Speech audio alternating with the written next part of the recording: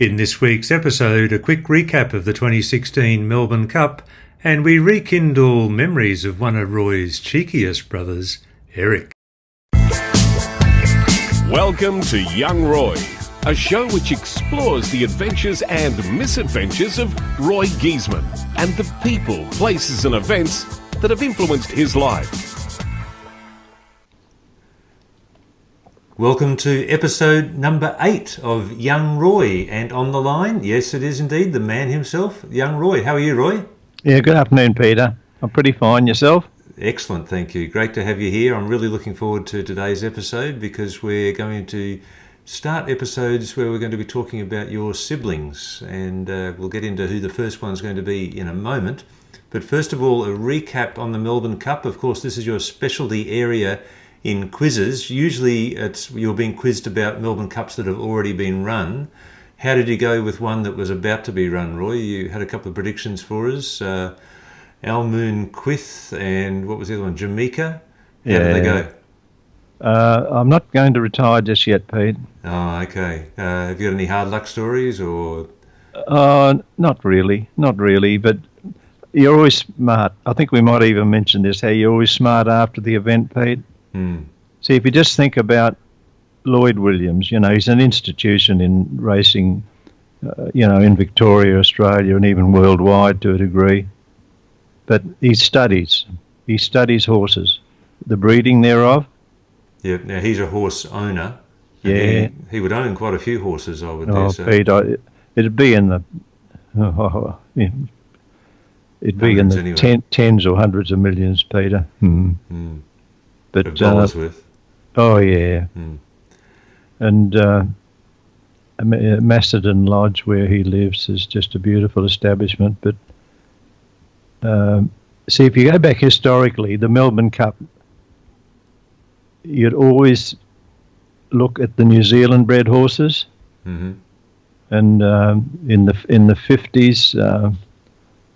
There's the likes of Delray and Rising Fast, and in the 60s, Galilee red-handed. But in the Melbourne Cup in the 50s and 60s, usually 3 of the first 5 horses past the post would have been bred in New Zealand. But now all that's changed. It's all European now. And this is where Lloyd Williams must have done his homework, Pete, because the sire of Fiante, 2013 Melbourne Cup. Yep. Protectionist, 2014. Yep. Almandon, 2016. Who's the sire? All the same horse.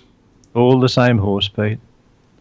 Monsun, German horse, from a stud in Germany. Yeah, it's amazing. But, I mean, and yesterday, I noticed there was a Monsun horse racing in a 2,600 metre race, and I thought, I'm going to listen to this, and it never looked like, no, it didn't win, but it ran second out of price, but it never looked like not being in the finish,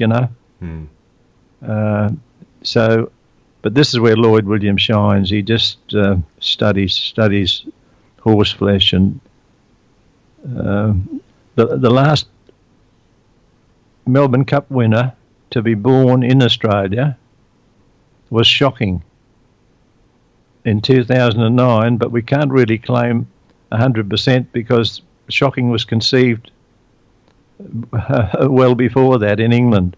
And the mare was shipped out here, and the mare in foal was sold at a stock sale, at a thoroughbred horse sale.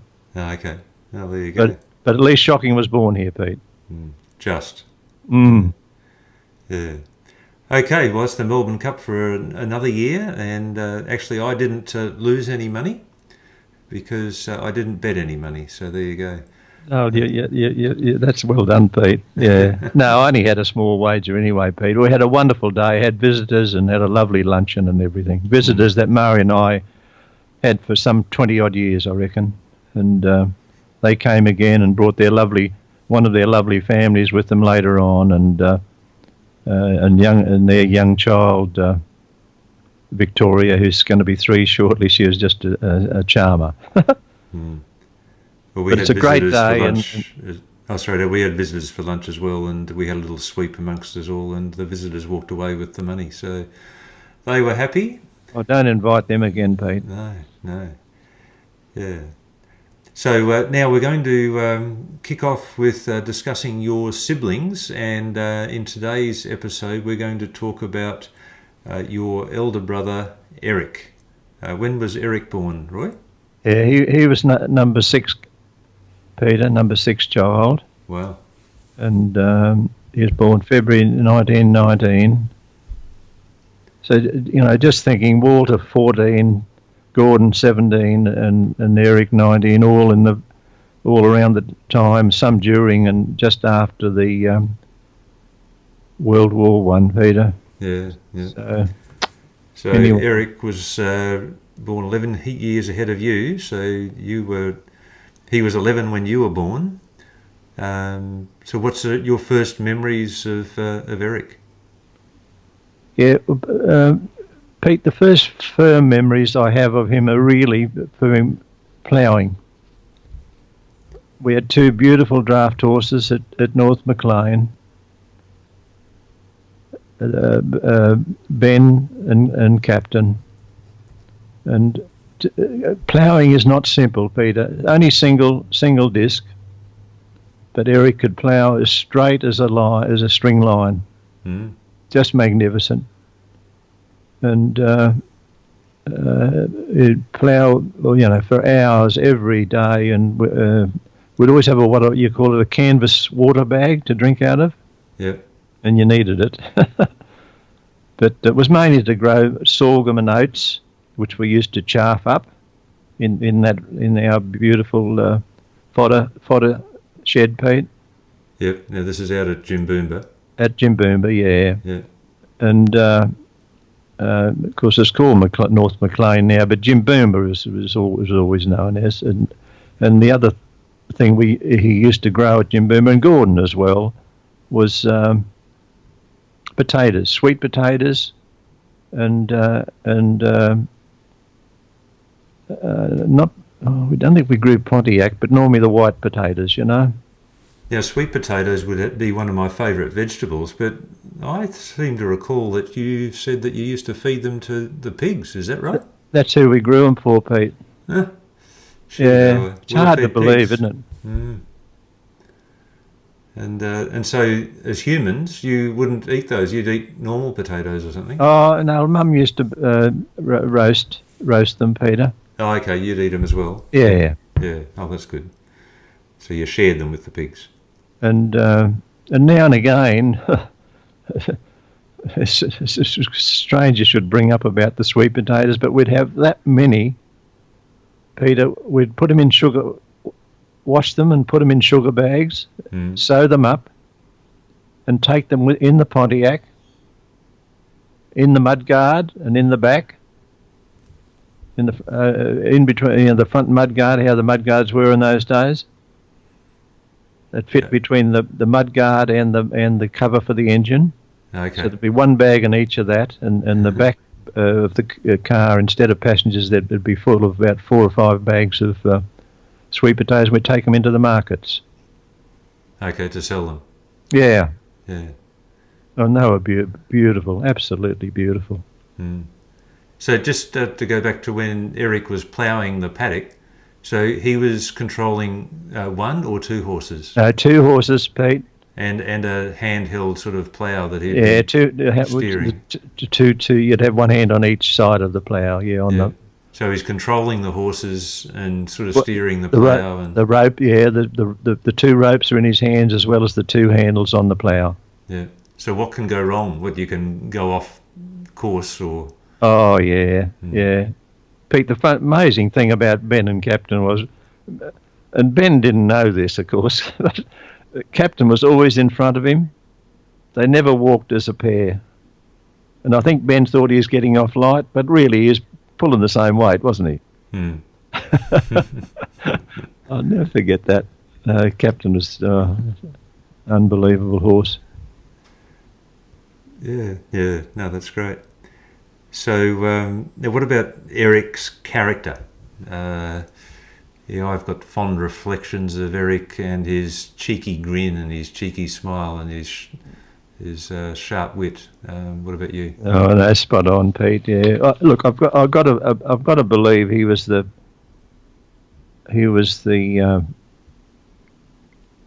most liked person in the Jimboomba district for his age, in his age bracket.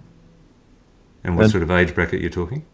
Oh, in his 1919 in his early 20s, and when he joined the army, I was just so proud of him, Peter, in his AIF uniform. So he would have joined at what sort of age? 42, so he'd have been 23, Pete. Okay. And that's in 1942, so the war's been on for 3 years or so. Yeah. And into its third year at that stage, yeah. So had he been wanting to join earlier than that, or what was the story there, do you know? Oh, probably, Peter.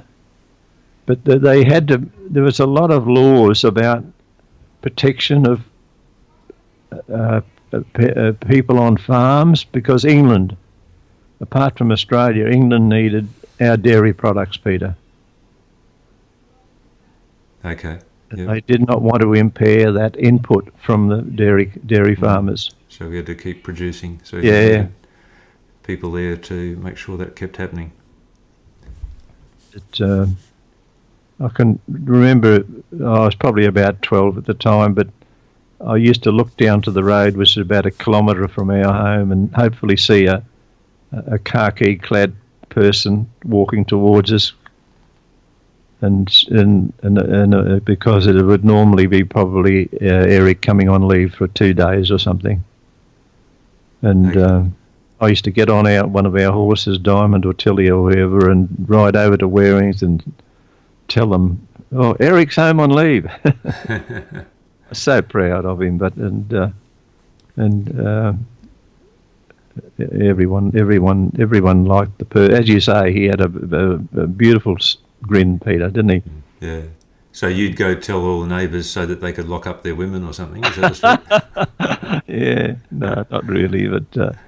So he came across as pretty smooth. So was he a bit of a charmer when he was young? Oh, Pete, on the dance floor, he stood out at Jimboomba dances every month. There was one dance every month, Peter, a Saturday night dance. Mm-hmm. And it was the real social event for the district and for probably 10 kilometres around Jimboomba, you know. Yeah. And the good thing about that hall, the addition to the hall, was done by my dad. Pop, yeah. Yeah. Mm-hmm. Yeah. So Eric would have had quite an outgoing personality, you'd suggest? Yeah, yes, Peter. Mm. And good humour. Yeah. Yeah. And very cheeky. So do you have any other recollections of those war years? So he was with the AIF, you said, did you? Yeah.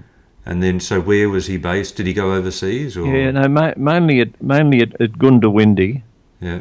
And he was just due to go to Goodenough Island in the New Guinea area there, and I forget what happened, but something happened, and the ship didn't sail.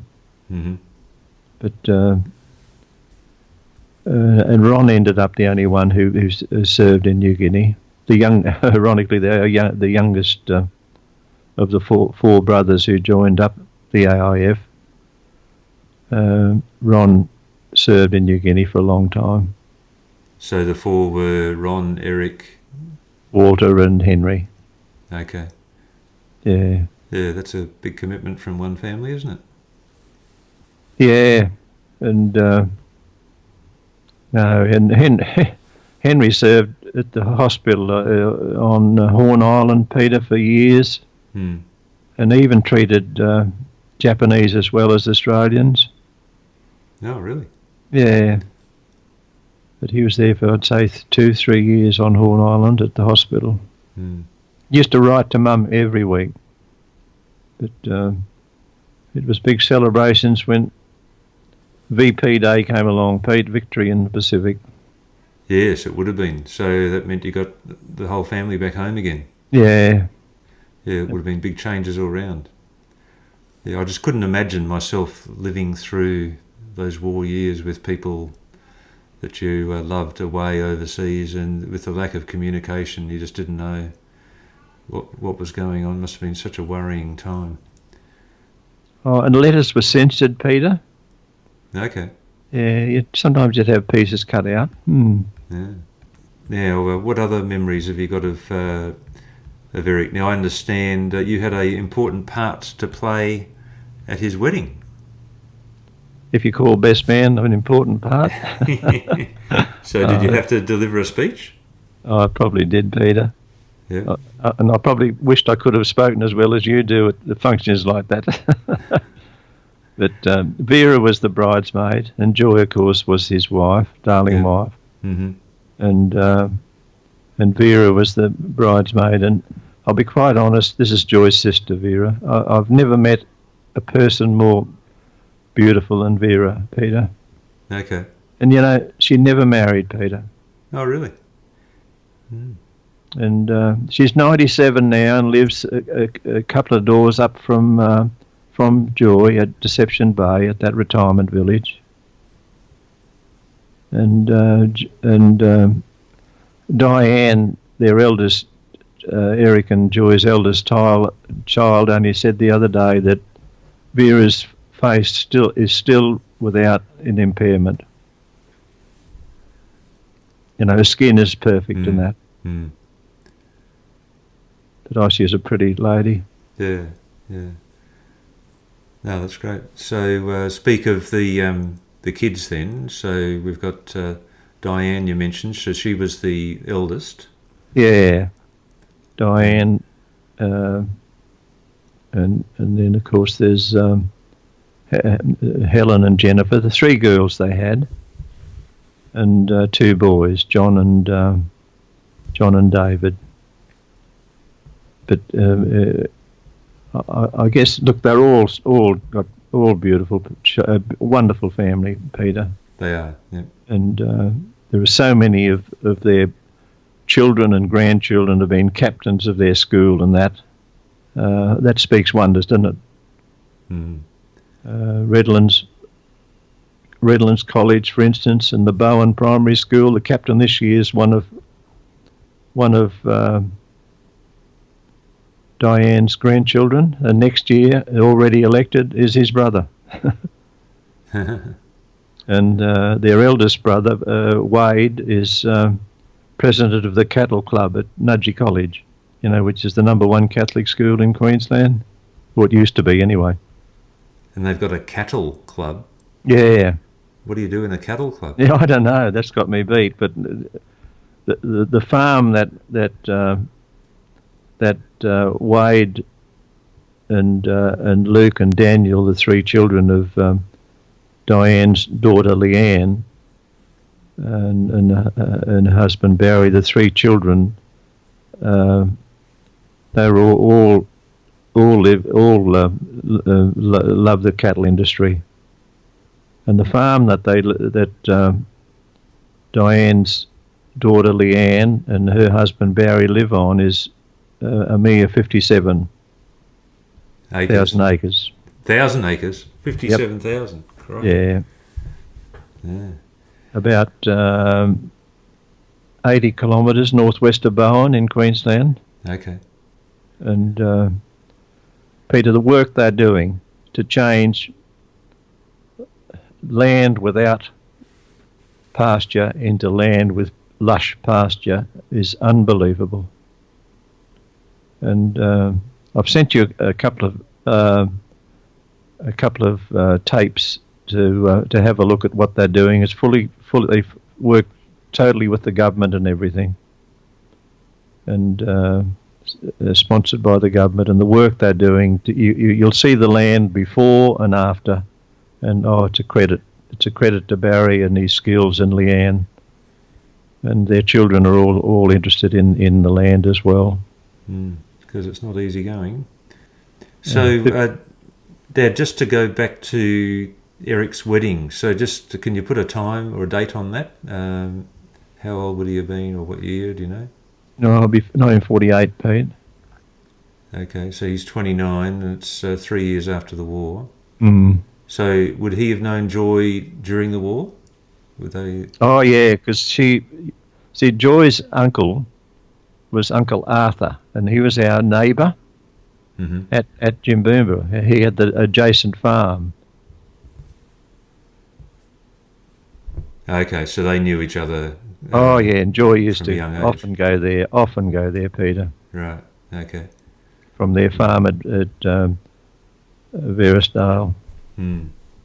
And they would have been sort of boyfriend, girlfriend when he was away in the war? Oh, to a degree, I guess, Pete. See, I was at grammar all those years. Right, okay. Boarding and, pardon me, I wasn't up with all of that, really. No, so you're only back on weekends and holidays or stuff. Yeah, holidays. But 47, 48, he would have been married, and they had as I say, the 3 girls and 2 boys, and one of them now has got Kimberly. Have you met Kimberly, one of Helen's daughters? Yes. Oh, she's so beautiful. Mary and I, we loved her when she was working down here. I've met all the daughters and they're all beautiful. Yep. Yeah, and she's got 2 children, Peter. Okay, yeah. So that'd be Eric's, what do you call it, great-grandchildren? That'd be right, wouldn't it? Yep. And smart, she was high up in accountancy, I'm sure, taxation accountancy and all that. Mm. And Michelle's an engineer. And Kate, I'm not too sure what Kate's doing, but I'm sure it'll be high profile and a good position in the world, Mm. And Jennifer lives. Have you met Jennifer? She lives at she's a school teacher at Roma. Yeah. And didn't you meet her at a funeral recently, Peter? We connected at Auntie Nora's funeral. Yeah. Mm. But see, her 2 children. The eldest, he's a doctor, Joshua, and the other one's high up. He's like Simon, Peter, high up in IT. Okay. So it just goes on, and I'm sure John's and David's children are equally high up in their world, and whatever they are, I'm sure their character would be spot on, Peter. Mm. No, that's excellent. Now, you had a story to share with us about the Carrington Lounge. What is the Carrington Lounge, and what's that got to do with Eric, Dad? Well, as we spoke of him before, he was pretty dapper and looked pretty smart, Peter. And when we were living at Wynnum in 1946 and 47, Eric worked at the Carrington Lounge in the Valley, Fortitude Valley, Brisbane, which at that time was number 1 wedding reception place in Brisbane. And he was one of their head waiters. And he used to invite me along to some of the weddings. Oh, and really high profile, Pete. 100, 200 people, and Eric would be dressed in his starched white shirt and bow tie and black pants and so forth, and going around giving them that lovely smile of his and handing out the drinks and food and so forth. And so how old are you? You're only 17 or something? Yeah. So you weren't drinking? No, he just used to take me along just to let me see what he did, yeah. Oh, I used to enjoy it, bud, because I used to get good food and so forth. Better than college food? Yeah.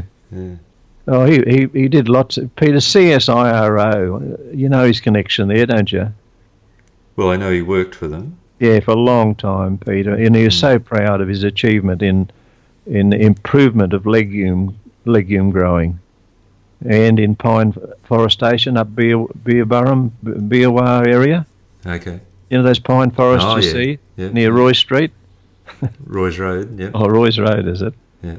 Yeah. Well, he used to go there at least once a week, Peter, for years, just to check up on improvement of growth of pines. And but the main one he used to really get his teeth into was the legume improvement of the CSIRO. Do wonderful work, Peter. They don't get enough praise. All they get is some marvellous stuff over the years. Like they invented Wi-Fi and had their hand in a lot of other inventions that the world can't do without. So Yeah, and it worries you sometimes when governments try to cut back on their budget, No, it does, because we should be spending more there. We're supposed to be the smart country, and that's not going to be that if we're not investing in it. Now, you had another story to do with his home at Victoria Point. Oh, Peter, yeah, that's where he and his second wife Margaret lived, and he used to grow citrus. I think it was mainly mandarins, but it was, different types of mandarin as well. And Mari used to say the best she's ever tasted, Peter. And you know how her taste buds were pretty spot on, and he'd always give you a heap of them. And it's just he was gifted in, as he was in growing those the potatoes and fodder for the cattle, Peter. He was gifted in growing citrus trees as well. Now, when we were in Adelaide, we would have had some visits. I remember a couple. One was Diane and Helen. It must have been a big deal for them because they came as a duo to visit us in Adelaide, and they probably stayed with us for a good week, maybe longer, because I remember touring the Barossa Valley with them. And it made a mark on me, I recall. So I think they would have been around, 14 and 16 or something like that. Do you remember that trip, Dan? Oh yeah, Pete. They did stay for some time, didn't they? Weren't they lovely? They were. Oh. Actually, truth be known, see, I was probably around 12 or something, and I remember I actually fell in love with Helen. So, and when it came time to say goodbye, they must have been leaving early in the morning, and she came into the bedroom, and I pretended to be asleep because I didn't want to say goodbye to her. Pete, who's the actress who does Pretty Woman, the film Pretty Woman? Yeah, that's Julia Roberts. That's her. That's who Mara used to refer to Helen as. Oh, okay. Yeah. So you're spot on. But Diane is, Pete, to have a goddaughter. She's my only goddaughter. I might have mentioned that before, but I'm so proud of her, Peter. No, she's lovely. Yeah. And her husband Jim too, lovely couple, but super family. And so speak of trips to Adelaide. So we had Diane and Helen, but so Eric, I think he drove down with Henry once. Is it right? Yeah. Eric come to Adelaide many times, and certainly drove down with Henry a few times as well. Because I remember one time, I think while you were out at work, they were busy at home at our home at West Beach painting the inside of the house. Is it right? Murray used to draw up a list. But Peter, they loved doing it, truly. Oh, didn't they? Yeah. And just two side issues of his visits was one, Bob Minikin would always have us over for a barbecue, Peter, Bob and Joy. Yeah. And the other one I'd like to mention is I used to play usually crib, but later on at night we'd also have a game of drafts, Eric and I. Oh, yeah. And this one night, I think it's 1 o'clock in the morning, and there was silence. And it went on. This silence went on and on. Because he's waiting for you to make a move. And I'm doing the same. And you're waiting for him to make a move. And we're both thinking, it's not there's not the Waldorf Astoria on this. What's going on? And anyway, in the end, we both worked out what was the problem. We laughed about that for years, Peter. Yeah. Now, Eric loved his tennis too. I remember visiting Queensland and having a game of night tennis with him, and he loved it. So, did you have a few games against Eric? Yeah, Peter. Yeah, but I was too young to be in the team. But Eric and Gordon and Athol Harrison, Joy's brother, and Arthur Waring, their cousin. That was the team. The four men. Yeah. And the two ladies were Gertrude Sutherland and Nell Waring, and sometimes Jessie Waring. if Jessie was at home from school teaching, she would probably play. But we used to play teams from Brisbane and everywhere, Peter. So you're representing the Laidley. What district are you representing? This is Jimboomba. This is Jimboomba, Pete. On our court, on the dairy farm, we had this beautiful ant bed tennis court at the back of the home, between the home and the Logan River. And used to get visitors from, as I say, the city, but also all districts in the Bedessed area. And the afternoon teas, just brilliant. And you would boil a 4-gallon tin of water to serve the tea and so forth. And probably be 40, 50 people there, Peter. Yeah. Now, in those days, what sort of attire would you wear to play tennis? Always Dunlop shoes, white Dunlop tennis shoes. Yeah, the volleys. I'd say 99.9%. Mm-hmm. And, Peter, I can't remember the socks, but certainly white shorts and a white shirt. Oh, you'd wear shorts. So this is not... Because at one stage, playing tennis, they'd wear long pants, didn't they? Oh, in the days of John Bromwich and that, Pete, yeah. Mm. Jack Crawford, John Bromwich, they would have worn long pants, yep. Okay. But not many people owned long pants out at Jimboomba anyway. So. You're probably right, Pete. Yeah.